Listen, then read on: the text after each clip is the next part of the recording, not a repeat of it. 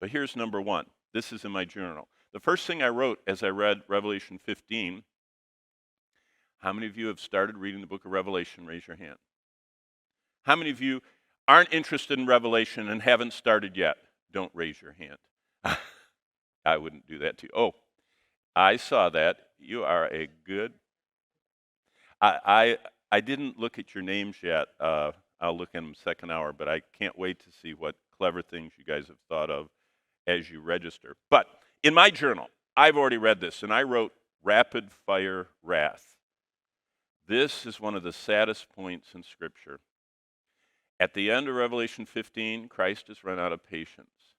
I mean, you talk about someone that has a lot of patience. Jesus has perfect patience. Can you imagine growing up with him? Psalm 69 is a description of what it was like to grow up with Jesus. It talks about his brothers didn't like him and his other people around him. It's a prophetic psalm looking forward to the birth of, or the advent of the Messiah. But can you imagine growing up with Jesus? He never got impatient. He never got angry. He was never selfish. He didn't disobey his parents, even though they thought he did when he stayed behind at the temple. But he looked at him and he said, how could I be disobeying you? Because you're supposed to be leading me to seek God, and I was seeking God. But Jesus has perfect patience. By the way, Psalm 69 says that nobody liked him growing up. Isn't that interesting? Jesus understands what it's like to be ostracized at school, to be the one that's not the cool, popular. He wasn't, because he was perfect. And nobody likes to be around anybody perfect. How would you like to grow up with a perfect sibling? Wow. But his wrath ends. I mean, his patience ends and his wrath is coming. And there's something new in verse 8. There's always been a glory cloud, but rarely smoke. You understand what I mean when we're talking about the things of God. Smoke showed up on Mount Sinai because the law spoke of judgment. Remember, it was rumbling up there with God on the mountain with Moses. But never in the earthly tabernacle or temple except here. And all of a sudden what we see is the heavenly temple that's portraying the earthly place of God, it starts having smoke coming out of it. What's that? It's the fiery wrath of God. And God's mercy has ended. The smoke probably indicates that the way to God's presence is now closed. See, God had done the church, chapters 1, 2, and 3. Then the church goes to heaven, 4 and 5. And then the tribulation starts, and the 144,000 in 7 launch their ministry through all that horrible stuff going on.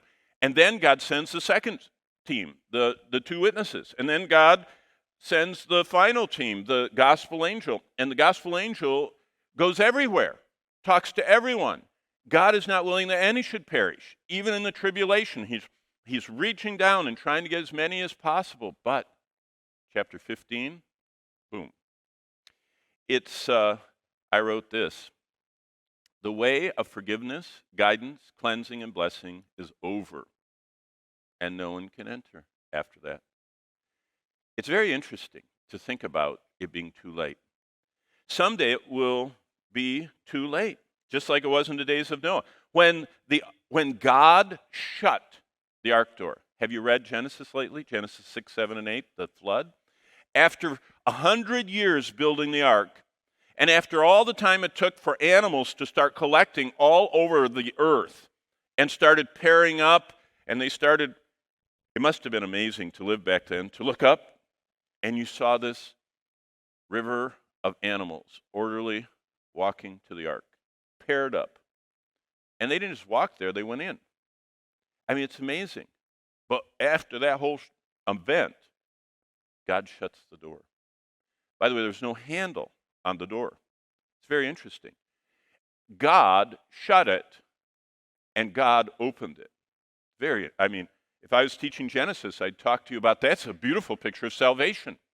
Everybody inside was saved. Everybody outside wasn't saved. The ones inside were shut in by the Lord. They couldn't get out. That means eternal security.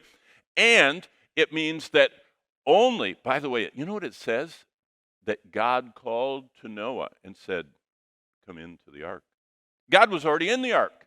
Salvation is going into where God is. And he shut the door, and nobody else got in. It was too late. That's the door shutting is what we're sadly seeing right here.